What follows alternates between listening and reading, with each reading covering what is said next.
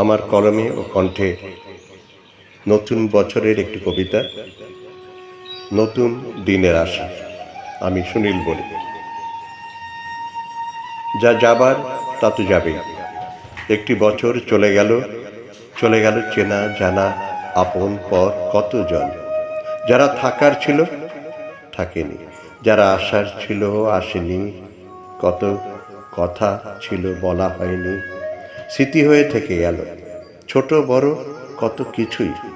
হারাবার হিসাব কম ছিল না, ছিল কিছু পাবারও আনন্দ।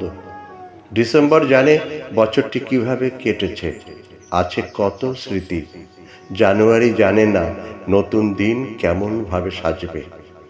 তবু নতুন আশা নিয়ে আবার কিছুদিন বেঁচে থাকার নেশা।